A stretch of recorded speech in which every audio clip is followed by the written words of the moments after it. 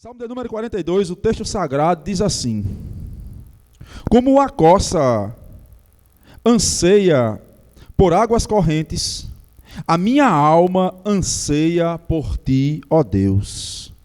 A minha alma tem sede de Deus, do Deus vivo. Quando poderei entrar para apresentar-me a Deus? Minhas lágrimas têm sido o meu alimento de dia e de noite, pois me perguntam o tempo todo: onde está o teu Deus? Quando me lembro destas coisas, choro angustiado, pois eu costumava ir com a multidão, conduzindo a procissão à casa de Deus, entre a multidão que festejava. Verso 5, irmãos. Por que você está assim, tão perturbada, tão triste, ó minha alma? Por que está tão perturbada dentro de mim? Ponha a sua esperança em Deus, pois eu ainda o louvarei. Ele é o meu Senhor e o meu Salvador. A minha alma está profundamente triste, por isso de ti me lembro. Desde a terra do Jordão, das alturas do Hermon, desde o monte Mizar, abismo chama outro abismo ao rungir de suas cachoeiras. Todas as suas ondas e vagalhões derramaram-se sobre mim. Concede-me, ó Senhor, o seu fiel amor de dia. De noite esteja comigo a sua canção. E a minha oração é a minha oração ao Deus que me dá vida. Direi a Deus, minha rocha: por que te escondes de mim? Por que devo sair vagueando e pranteando, oprimido pelo inimigo? Verso de número 10. Até os meus ossos sofrem agonia mortal, quando os meus adversários zombam de mim, perguntando-me o tempo todo: onde está o teu Deus? Porque você está assim tão triste, ó minha alma? Porque você está tão perturbada dentro de mim? Ponha a sua esperança em Deus, pois ainda o louvarei. Ele é o meu Salvador e o meu Deus. Deus, Senhor, nós estamos aqui, meu Deus, mais uma noite, carecentes, carentes, necessitados da Tua voz sobre nós. E agora, Senhor, que é chegado o momento do culto alto, em que o Senhor, pela misericórdia, usa pecadores para falar da Tua palavra. A minha oração é tão somente: seja propício a mim nesta hora, Senhor. Me usa como canal, para que, de uma forma milagrosa, almas possam ser alcançadas essa noite. Conforta a Tua igreja, Senhor. Confronta a Tua igreja, Senhor. Alimenta a Tua igreja. De mim eu não tenho nada, mas na força do Senhor eu posso tudo. Então, me usa, Senhor. Me usa para a glória do Teu nome. Que eu seja fiel a este texto. É o que eu te peço. Em nome de Jesus. E para a glória dele. Amém e amém. Se tem uma verdade, irmãos, que é uma verdade inconteste, isto é, uma verdade incontestável, é que o caminho do crente é recheado de sofrimento. Quando você olha à luz da Bíblia, por exemplo, analisando a primeira carta do apóstolo Pedro, você vai ver o sofrimento ali, saindo de uma forma ávida e clara aos olhos dos leitores. Então, uma verdade que é incontestável, ela é inconteste, é que eu e você sofremos. Passamos por lutas, passamos por tribulações, provações, tristezas. E sabe, a nossa alma, sobremodo, ela é um ser às vezes ambíguo. Em que sentido ambíguo? Você está feliz hoje, você está levantando suas mãos e dando glória a Deus, você está contente com a presença do Senhor, você está contente com a bênção recebida hoje, e amanhã você acorda profundamente angustiado, profundamente decepcionado, e aquilo que sucedeu um dia anterior já foi esquecido. Por quê? Porque o caminho do cristão, escute isso, o caminho do cristão, ele é recheado de sofrimento. Como já disse um certo pregador, amigo meu, ele disse que quando recebemos a fé, no combo da fé, aquele combo que você recebe, o combo vem sofrimento. Então o combo da fé é recheado de provação, é recheado de sofrimento. Sofremos porque queremos acertar, sofremos quando erramos, sofremos porque queremos amar, sofremos quando não amamos, sofremos quando lutamos contra o pecado e vencemos. É um sofrimento vencer do pecado. Sofremos quando caímos e pecamos. O sofrimento ele está muito presente na vida do cristão. E quando eu olho para este salmo, salmo de número 42, a mola propulsora desse salmo é a alma perturbada, é o sofrimento. O autor do salmo, o compositor desta música, que é um salmo de lamento, ele apresenta no seu estribilho, ou seja, no seu refrão, perturbações, agonias profundas na alma. Ele vai apresentar isso de forma muito clara, de modo que quando você faz a leitura do texto, você percebe que a tônica do salmo é exatamente a alma perturbada. Se eu pudesse dar um título a este salmo, eu diria que este salmo é o salmo da alma perturbada. O salmo da alma perturbada. Salmo 42, irmão, juntamente com o Salmo 43, formam um único salmo. Nos escritos hebraicos mais antigos, você não tem essa divisão. Inclusive em algumas versões de Bíblia, você não vai ter essa divisão de Salmo 42 e Salmo 43. Eles formam um único salmo. E isto pode ser muito bem compreendido à luz do estribilho, à luz do refrão. Quando você vai, por exemplo, para o verso 5, olhe para o verso 5, o texto diz assim, verso 5 do Salmo 42. Por que você está assim tão triste, ó minha alma? Por que você está tão perturbada dentro de mim? Ponha a sua esperança em Deus, pois ainda o louvarei. Ele é o meu Senhor e o meu Salvador. Aí quando você vai lá para o verso 11, ainda do capítulo de número 42, você tem de novo o mesmo refrão, o mesmo estribilho, mas dizendo a mesma verdade. Olha só, verso de número 11. Por que você está assim tão triste, ó minha alma? Por que está assim tão perturbada dentro de mim? Põe a sua esperança em Deus, pois ainda o louvarei. Ele é o meu Senhor e o meu Deus. Aí quando você vai lá para o verso de número 5 do 43, você tem a terceira estrofe, que é a mesma coisa. Verso de número 5 do 43 agora. Porque você está assim tão triste, ó minha alma? Porque está assim tão perturbada dentro de mim? Põe a sua esperança em Deus, pois ainda o louvarei. Ele é o meu Senhor e o meu Deus. Vocês percebem que há 3 estrofes dos salmos, de modo que eles estão ligados, eles não podem ser desassociados. E a tônica aqui é a tônica exatamente olhando para o refrão de uma alma perturbada. Eu estou propício a pensar, assim como muitos estudiosos, que o autor deste salmo é Davi. Talvez no subscrito da sua Bíblia, na perícope, lá em cima, esteja assim dizendo, escrito em negrito, salmo ou canção dos filhos de Coral, de Coré.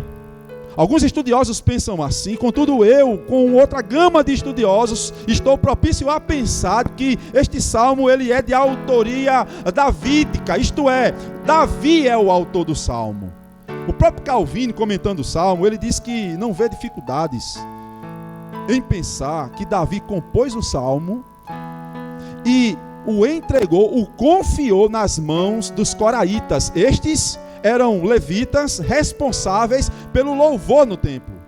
Então, quando você olha as palavras do Salmo, quando você percebe a argumentação teológica do Salmo, e você compara, por exemplo, esses salmos com o Salmo 63, que é um salmo de Davi, você vai ver muita similaridade, muita coisa parecida. De modo que este salmo, para mim, é salmo de Davi. E o que temos aqui, temos um salmista profundamente angustiado, meus irmãos. Um salmista que está com a alma perturbada. Como já disse um determinado psicanalista, Dr. Mosek, para a dor da alma não há pílula humana que cure.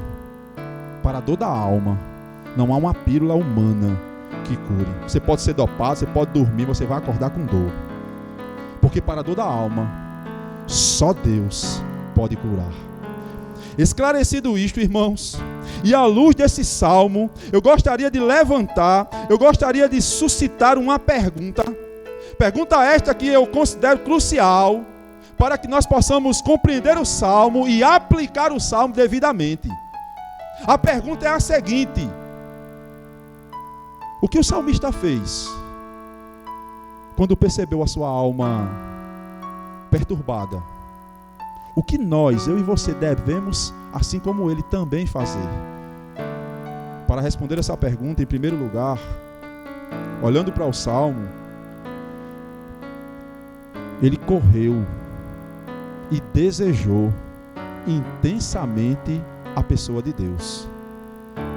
Então você está perturbado nessa noite, o primeiro conselho prático à luz do texto é: corra desesperado para Deus. No verso de número 1, Davi aqui, provavelmente para muitos estudiosos, está fugindo do seu filho Absalão. Davi está em fuga. Ele não mais está no palácio real. Ele não mais está cercado com a sua guarda. Ele não mais está no conforto do seu lar. Ele agora está no deserto. E como que no deserto ele vislumbra uma cabra. Um tipo de cabra, uma corça. Provavelmente a corça estava ofegante, sedenta, querendo de alguma forma beber água. É provável que tal animal ele tenha escapado de algum tipo de predador. Ora, a corça era um tipo de animal muito dócil e também muito fácil assim de morrer, por exemplo. Davi contempla aquela corça e perceba, há uma coisa interessante na corça. Ela, do primeiro século aqui, da época de Davi aqui, povo hebreu aqui, ela aguçou, ela evoluiu assim a questão da audição, de modo que a corça, muitos estudiosos vão concordar com isso, inclusive o Charles Spurgeon, comentando o Salmo, ele diz que era possível que a corça colocasse o ouvido próximo ao chão e ela escutasse de longe as águas correntes. Era um tipo de animal que exalava um cheiro que atraía os seus predadores. Então ela queria correr para dois propósitos: tomar um banho e matar a sua sede. De modo que ela só queria águas correntes. Davi, ao contemplar aquele animal, Davi olha para o animal e faz um paralelo com ele. O que Davi está dizendo assim? Assim como a corça anseia por água, a minha alma tem sede de ti. Isto é, o que Davi está dizendo é o seguinte: assim como esta corça está para a água, a minha alma está para ti, Senhor. Assim como ela necessita da água, a minha alma necessita de ti, Senhor. Assim como ela quer saciar a sua sede na água, a minha alma quer saciar a sede em ti. É tanto que no verso de número 2 ele continua e diz: a minha alma tem sede de Deus, do Deus vivo.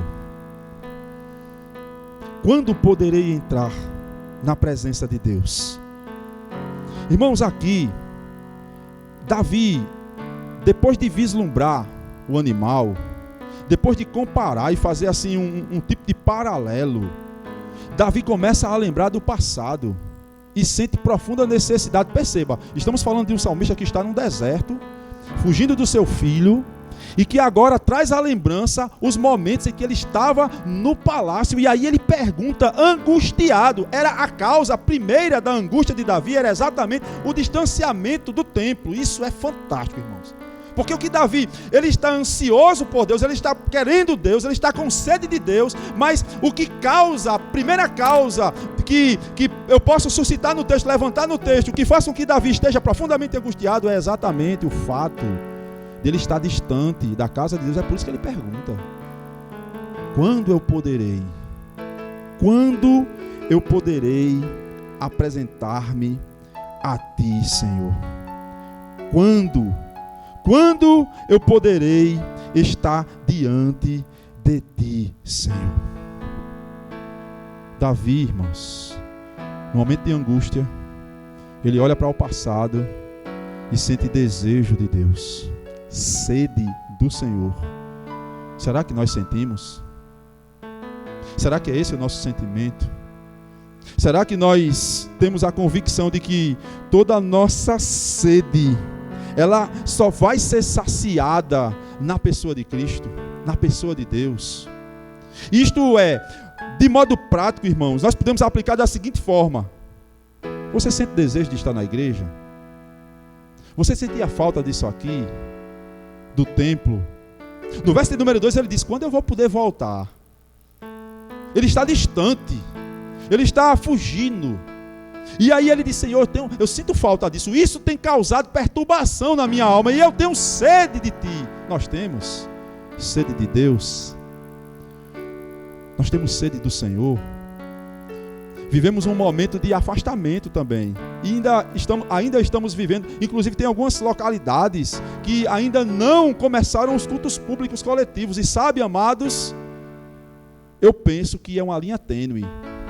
Eu penso que é um divisor de águas esse momento, porque as pessoas que já estavam frias e que estavam aqui por estar, há uma probabilidade imensa de tais pessoas não voltarem. Elas agora vão colocar a culpa no contexto e vão dizer: não, eu não posso, porque já, por outro lado, há pessoas que sentem falta, há pessoas que choram, há pessoas que têm sede de estar aqui, sede de Deus, porque de acordo com o Dr. R.C. Sproul, comentando o Salmo, ele diz que é no templo, é no culto público, é na reunião dos santos, para o Dr. R.C. Sproul, que Deus resolveu de uma forma gloriosa manifestar a sua graça, a sua glória, a sua misericórdia. Não que Deus não fale com você na sua casa, não que Deus não esteja com você o tempo todo, mas é aqui, na reunião dos santos, que Ele se faz presente, que nós podemos senti-lo, que nós podemos adorá-lo, que nós podemos escutar a sua voz. É aqui. A pergunta é: você tem sede de Deus? Você tem saciado a sua sede com o Senhor? O salmista tinha. Nós temos. Oxalá, irmãos, que cada um de nós tenhamos a plena convicção de que só em Deus vamos matar e mitigar a sede da alma, porque a sede da alma, ela não pode ser saciada com um livro de psicologia. A sede da alma, ela não pode ser saciada com o último filme hollywoodiano. A sede da alma não pode ser saciada com uma contemplação mística. A sede da alma não pode ser saciada com uma leitura qualquer. A sede da alma só é saciada na pessoa de Deus. Portanto, corra para Deus, busque a Deus. Assim como a costa ansiava pelas águas, anseie por Cristo Jesus. Só nele, só nele, só nele você será plenamente saciado. É exatamente isso que ele diz naquele conto com a mulher samaritana. Ele pede água à mulher, e a mulher tem aquele diálogo, parafraseando o texto, e ele olha para aquela mulher e diz: se tu soubesse quem eu sou, tu me pediria água, e eu te daria a água da vida. Da água que eu der, você não mais terá sede. Vá para Cristo Jesus, e nele sacie a sede da sua alma. Não é numa pregação, não é no pastor, não é nos oficiais, não. Cristo Jesus. Amém, queridos? Então, em primeiro lugar, Diante das dificuldades da vida, o salmista correu para Deus. Ele desejou Deus. Nós também devemos fazer o mesmo. Mas em segundo lugar, uma segunda verdade que o texto coloca é que para responder ou para lutar contra a perturbação de sua alma, o salmista começa a pregar para ele mesmo. Nós devemos fazer o mesmo. Pregar para a sua alma. Dê uma olhadinha no verso de número 3. Minhas lágrimas têm sido o meu alimento de dia e de noite. O que ele está dizendo aqui é o seguinte: eu tenho me alimentado de tristeza. Eu tenho chorado, Senhor. As minhas lágrimas me alimentam. Estou passando por um momento difícil, o Senhor sabe. E aí ele continua. Por que que ele está tão triste? Ele diz no decorrer do verso: pois me perguntam o tempo todo, onde está o teu Deus? Filosoficamente é uma pergunta difícil, irmãos. Porque o que o salmista está dizendo aqui? Ele está dizendo o seguinte, de forma prática, entendível ao seu coração. Ele tem se alimentado de lágrima. Ele tem ficado triste. Porque os inimigos dele olham para ele e diz mais ou menos assim: cadê a tua fé?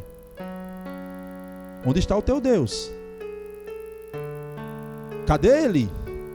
A expressão hebraica ela ganha uma configuração fantástica, porque a ideia é de que tal sentimento entrou no coração do salmista, de modo que ele agora tem dúvidas. Onde está o teu Deus? Isso gera dúvida nele. Ele começa a ficar aflito. Onde está teu Deus? Cadê o teu? Isso já aconteceu com você? Você passa por uma luta medonha, alguém olha para você e diz assim: cadê teu Deus? Cadê a tua fé? Tu não é crente? Tu vai para a igreja direto? Tu só vive na igreja? Por que tua família é assim? Toda destruída. Eu nem sou crente. Eu nem creio em Deus. Eu nem vou à igreja, mas eu estou bem. O ímpio. O ímpio olha para você e de forma sarcástica, de forma irônica, ele começa a comparar. Eu nem sou crente, eu nem sou. Mas eu estou tão bem. Estou bem financeiramente. A minha esposa está bem, meus filhos estão muito bem, eles estudam em bons colégios, têm uma boa educação. Agora tu, onde é que está teu Deus? Onde é que está a tua fé, meu irmão? Porque tu é crente, tu vai para a igreja, tu vive orando. Por que tu sofre tanto? Davi, ele vai de uma forma fantástica sustentar essa verdade, quando no verso de número 4 ele diz: quando me lembro destas coisas. Que coisas? Das angústias. Quando me lembro de tais coisas, dessas coisas, choro angustiado. Pois eu costumava ir com a multidão conduzindo a procissão à casa do meu pai, com cantos de alegria e de ações de graças entre a multidão que festejava. É provável que Davi aqui, mais uma vez olhando para trás, e perceba, a lembrança de Davi é uma lembrança boa, sim ou não? Não é uma lembrança ruim. Ele olha para trás e tem uma boa lembrança. Senhor, isso me deixa triste, porque quando eu olho lá para trás, eu me lembro que eu costumava ir em procissão, conduzindo o povo para a tua casa, e tal povo ia comigo festejando. É provável que ele tenha aqui lembrado, é provável, alguns intérpretes vão entender isto, que ele esteja aqui de fato lembrando aquele episódio em que a Arca da Aliança é devolvida. Na verdade, eles trazem a Arca da Aliança de volta para Israel. Eu não sei se você lembra da passagem, mas aí Davi começa a dançar. Ele se desveste das roupas de rei, e ele começa a dançar ao ponto da sua esposa Mical ridicularizá-lo, dizer: que tipo de rei é este? Davi feliz, adorando ao Senhor. E aí Davi lembra disso, mas essa lembrança traz angústia. Por quê? Porque ele está distante disso agora. Os inimigos vão perguntar: onde está o teu Deus? Aí, no verso de número 5, irmãos, ele responde às angústias, pregando para a sua própria alma. E é exatamente aqui o ponto. Em tempos de angústias, em tempos de desilusões, em tempos de lutas, pregue para você. Ele diz assim: porque estás abatida, ó minha alma, porque te perturbas dentro de mim. Espere em Deus, pois ainda o louvarei. A ideia aqui, irmãos, é de dois Davis. É como que Davi estivesse olhando para Davi dizendo: por que tu está assim, Davi? Davi, por que tua alma está abatida, Davi? Espere em Deus, Davi. Confia nele. Ainda tu vai o ver, Davi. Por que tu está abatido, Adivandro? Por que tu está assim, angustiado? Espere em Deus. Espere em Deus, Adivandro. Davi falando para ele mesmo. Ou seja, Davi pregando para a alma dele. Irmãos, nós precisamos exercitar isso. Sabe, em momentos de lutas, você deve pregar para a sua alma. Como é que isso funciona na prática, pastor? Você está passando por um pecado, e esse pecado tem te assaltado de noite, esse pecado tem acordado você de manhã. Aí você começa a pregar assim para o seu coração: aquele que confessar os seus pecados a Cristo, Ele é fiel e justo para perdoar os pecados e purificar de toda a injustiça. Você está passando por uma luta que você diz assim: eu nem sei se eu sou crente. Às vezes, olhe para Romanos 8. Ninguém é por mim. Paulo diz assim: se Deus é por nós, quem será contra nós? Se Deus é por nós, quem será contra nós? Comece a pregar, a lembrar. Continue no texto, Romanos 8. Paulo diz assim, ó: nada vai me separar. Fome, escassez, peste, profundidade, altura, nada vai me separar do amor que está em Cristo Jesus. É assim que funciona. Nós devemos pregar para a nossa alma. É isso que Davi faz. Ao se ver, ao se observar em meio a um deserto de perturbações, de angústias, ele começa a refletir e dizer assim: por que tu estás abatida, ó minha alma? Por que tu estás assim? Espere em Deus, confie em Deus, eu ainda o louvarei. Assim sendo, irmãos, eu quero aconselhar você a fazer o mesmo. Traga à memória aquilo que lhe dá esperança. Suscite textos da palavra do Senhor, textos do Evangelho, que lembrem ao seu coração que isso aqui é passageiro, que o sofrimento desta era, como acabamos de ler, Romanos 8, verso 18, o sofrimento disto aqui, deste tempo, não pode ser comparado ao peso de glória do que vai acontecer na minha e na sua vida, no que vai acontecer na vida dos eleitos do Senhor. Ora, se a maior das tempestades, irmãos, se a maior das lutas, se a maior das angústias, das aflições já fora vencida na cruz do Calvário, o que é isso que passamos? Comparado ao que Cristo passou, é nada. Não estou aqui motivando você, eu, a ser seres estoicos, que não venham sofrer. Não é isso que eu estou dizendo. Que não valorizem o sofrimento. Não, é fato que você vai sofrer. É possível que você, ao sair dessas portas, você já sofra. É possível que você esteja passando por um momento de luta tão grande que você tem até vergonha de falar. Deus o sabe. Nesse momento o Espírito Santo aplica a cada coração aqui a seguinte verdade: pregue ao seu coração. Lembre do Evangelho de Jesus. Olhe para a cruz do Calvário e saiba: lá você venceu a morte, venceu as tribulações, venceu o inferno, e diabo nenhum tem poder sobre você, porque você está revestido pelo sangue do Cordeiro de Deus. Pregue para a sua alma. Pregue para a sua alma. Amém, queridos? O que levou o salmista a estar com a alma perturbada? Em terceiro lugar, olhando ainda para o Salmo,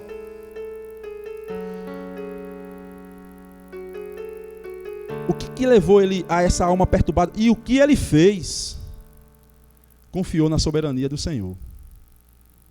Nós também precisamos confiar nessa soberania. Quando chegamos ao verso 6 e 7, parece que há uma nova configuração no Salmo. O Davi agora está, para alguns estudiosos, e eu acredito nessa perspectiva, a observar a geografia, E ao observar a geografia do local, de onde ele estava, possivelmente no deserto, possivelmente em uma caverna, não se sabe o certo, ele começa a contemplar a soberania de Deus. Quando no verso de número 6, ele diz assim, parte B, a minha alma está profundamente triste, por isso de ti me lembro, desde a terra do Jordão, as alturas do Hermon, desde o monte Mizar. O que é que isso significa? Davi começa a contemplar agora as terras por onde ele passou. E tudo o faz lembrar Deus. É exatamente isso que ele diz no verso de número 6 no início. Por isso de ti me lembro. Ele começa a contemplar o monte Hermon, que é um alto monte, que está no norte. E aí ele diz assim, esse monte me lembra Deus. Ele vislumbra agora o monte Mizar, que é um monte menor, e diz, esse monte me lembra Deus. Por todo local que eu ando, me lembra Deus. E isso, de certa forma, me faz ficar triste. Por que é triste? Porque eu estou corrido, eu estou aqui. Eu estou passando pela perturbação, estou perturbado. Aí quando é do verso de número 7, ele diz assim, um abismo chama outro abismo. Ao rugir das suas cachoeiras, todas as tuas ondas e vagalhões se abateram sobre mim. É uma linguagem poética, tá certo?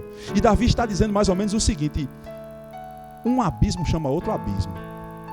Isto é como se um abismo, e abismo na literatura hebraica, é sempre, na poesia hebraica, é sempre trazida com uma conotação negativa, é uma coisa ruim. Às vezes o inferno é um tipo de abismo, ou o abismo, perdão, é um tipo de inferno. E aqui o salmista está exatamente nessa penúria da alma. Ele diz assim, um abismo, e a ideia é a seguinte, é como que um abismo chamasse um outro abismo e dissesse assim, vem para cá, para perto dele. E aí aquele que já veio chama um outro abismo. O que é que Davi está dizendo então? As coisas vão de pior a pior, Senhor. Um abismo chama outro. Quando eu pensei que as coisas vão piorando, sabe, é uma barrocada da alma, de tristeza, uma angústia em cima da outra. Você sabe aquelas vezes em que você está em casa e chega uma má notícia, aí você diz, Senhor. Aí quando você espera, vem outra má notícia, aí você diz, Senhor. Aí vem outra má notícia, aí vem outra. A ideia é essa, mais ou menos Jó.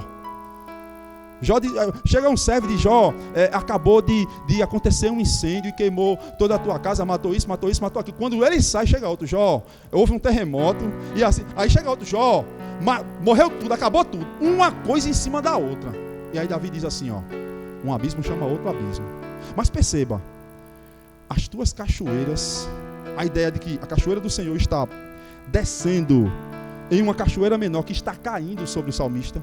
Ele diz, as tuas cachoeiras, o que eu quero chamar a sua atenção é os pronomes aqui, usados por Davi, tá certo? Porque, perceba, ele fala do abismo, e ele fala das cachoeiras. A pergunta é, de quem são os abismos?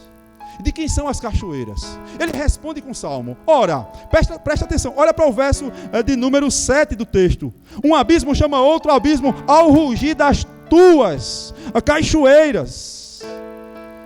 Todas as tuas ondas caíram sobre mim. São tuas, Senhor, cachoeiras. São tuas, Senhor, ondas. O que isso significa? Significa que de forma misteriosa é o próprio Deus quem está agindo. É o próprio Deus quem está derramando. É a cachoeira do Senhor. Isto é, Deus está sob a cachoeira. Deus está sob o abismo. Deus está sob a tribulação. Deus é soberano sobre essa depressão, meu irmão, minha irmã. Deus é soberano sobre essa tristeza que você sente. Deus é soberano sobre a luta. Deus é soberano sobre a sua vida, sobre as coisas que acontecem de ruim. Deus é soberano de uma forma misteriosa. E por que misteriosa? Porque não entendemos, não compreendemos. Deus está a agir no seu povo. Deus está sob o coronavírus. Você já parou para pensar que bastou esse isolamento social para que nós valorizássemos o culto público? Valorizássemos e resgatássemos, ressuscitássemos o culto doméstico, a leitura bíblica em casa, Você se lembra, assim como Davi, eu quero fazer aqui uma retrospectiva. Olhe para trás. Você se lembra como era bom, meu irmão? Você não usava máscara. A gente se abraçava aqui, se confraternizava. Ninguém tinha medo desse distanciamento, não. Era todo mundo junto. Você se lembra das cantinas? Pós-culto, das conversas pós-cultos? Nós éramos felizes e não sabíamos, irmãos. Deus é soberano sobre isso de forma didática. Ele trata o seu povo por meio da sua soberania. As cascatas das cachoeiras que estavam caindo sobre Davi eram orquestradas e dirigidas pela mão do Todo-Poderoso. O que isto quer dizer então, pastor? Quer dizer que as lutas que você passa é orquestrada pelo próprio Deus. E de uma forma misteriosa, repito, mas didática, Ele está trabalhando em você. De forma que cada um dos seus vai terminar exatamente a imagem e semelhança de Jesus. Ele está trabalhando. E este trabalho às vezes é doloroso. As cachoeiras caem. Os abismos estão. Mas nós vamos ser apresentados na presença de Deus, a imagem e semelhança de Cristo Jesus. Ele está trabalhando na tua vida, meu irmão. Deus está trabalhando, meu irmão, na tua vida. Agora perceba. Por que ele recorre à soberania? E por que ele busca essa soberania como um refúgio? E por que nós também devemos buscar? Porque aprenda isso, anote isso no seu coração. A soberania de Deus, embora seja às vezes dolorosa, ela é amorosa, irmãos. Deus não é um tirano. Deus não é um déspota que do alto e sublime trono fica mandando raios e trovões na vida dos seus. Não. Deus faz isso, mas faz com amor. Deus faz isso, mas faz com carinho. Perceba o verso de número 8. O salmista agora começa a contemplar a faceta do amor de Deus. E ele diz: concede-me, Senhor, o teu fiel amor. Ou seja, me dá, Senhor. Permita-me, Senhor, esse amor, concede-me ele. De dia, Senhor, de noite, esteja comigo as tuas canções. Ou seja, de dia, Senhor, abraça-me com teu amor. À noite, me lembra das canções. Davi começa a orar e ele conclui no verso de número 8 dizendo: esta é a minha oração. Eu direi ao Senhor, o Deus da minha vida. A soberania de Deus, ela tem uma faceta amorosa. Deus não é um tirano. Deus não fica mandando raio na vida dos seus de modo tirano, fatalista, sabe? Não. Deus derrama de sua soberania, sim. As lutas vêm, sim, mas Ele ama cada um dos seus. De modo que tais, nenhum deles, irmãos, se perderão. Nós acreditamos, às vezes, numa teologia falha de que, por exemplo, um medo toma conta de nós, no sentido de que, eu vou me perder. Eu não sei se eu vou chegar lá. É tanta luta, é tanto abismo, é tanta cachoeira. Eu não sei, eu estou em dúvida. Porque eu não sei se eu chego. Realmente, se você se confiar em você e na força do seu braço, provavelmente você não chegará. Agora, se você estiver confiado na pessoa do Cristo, eu lhe garanto, irmão. Eu lhe garanto que você chegará no último dia.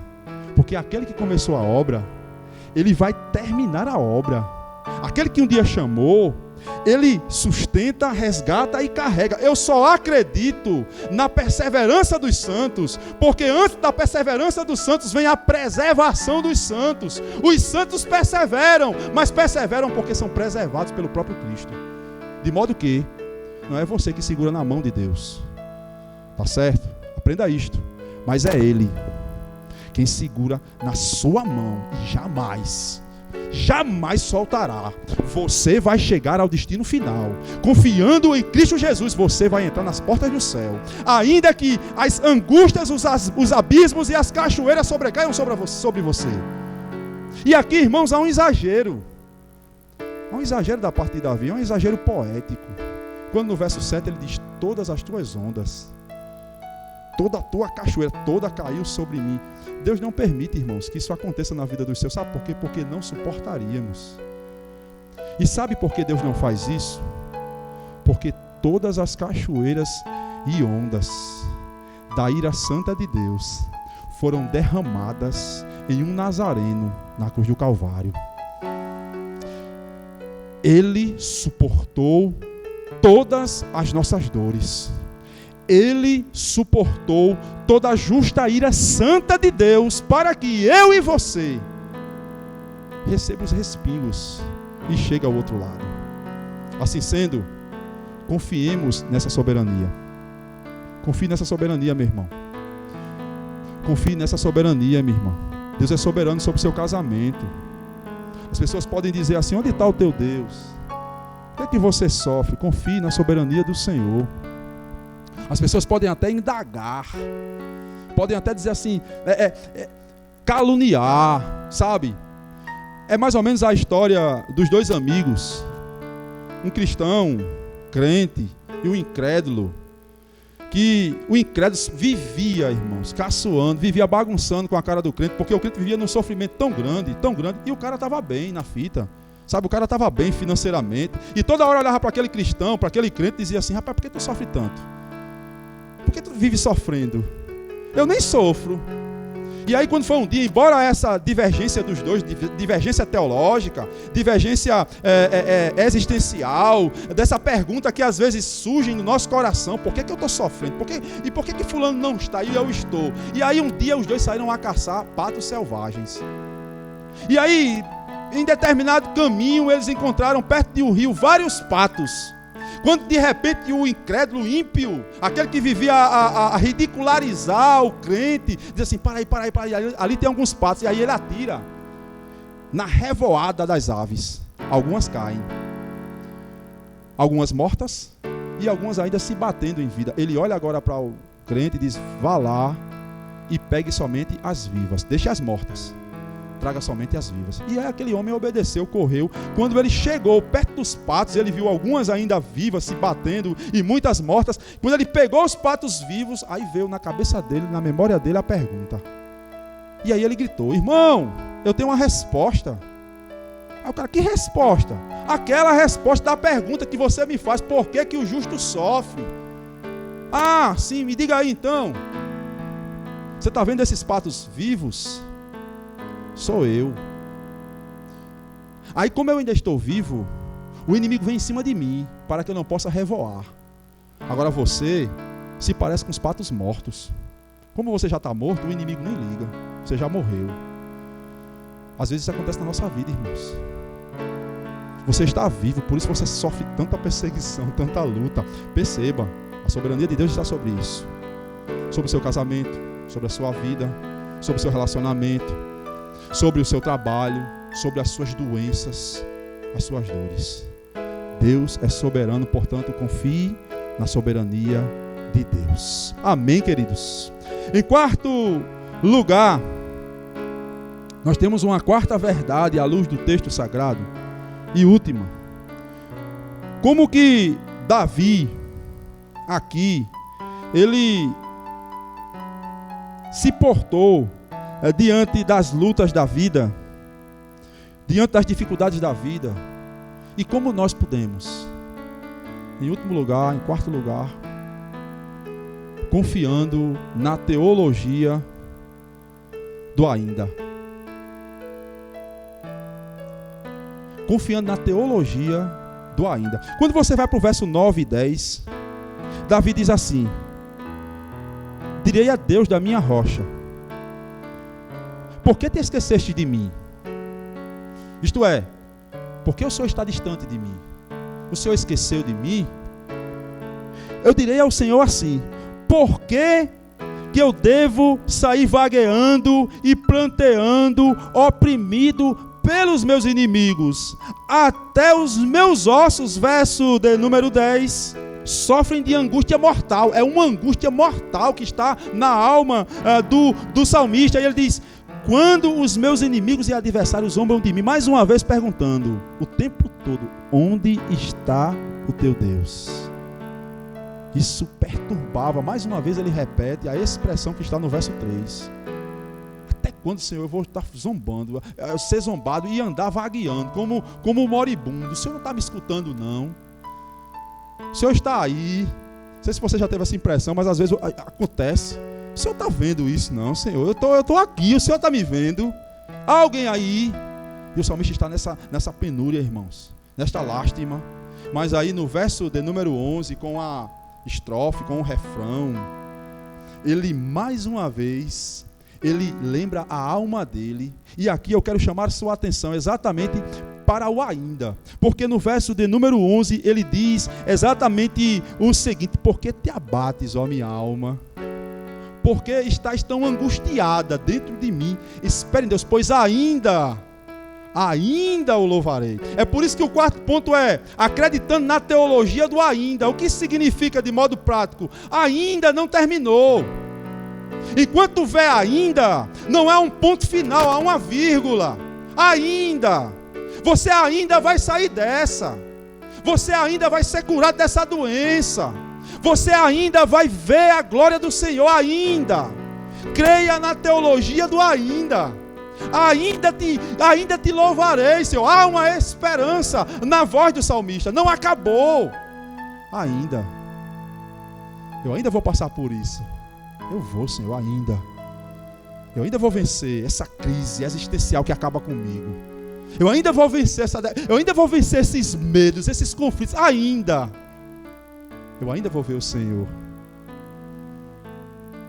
Você está angustiado, passando por tribulação, confie na teologia do ainda. Não há um ponto final na sua vida, meu irmão. Deus ainda está operando e ainda você verá a glória de Deus. Você participará do louvor a Deus ainda. Quero concluir o Salmo lendo o Salmo 43, porque é a continuidade do texto.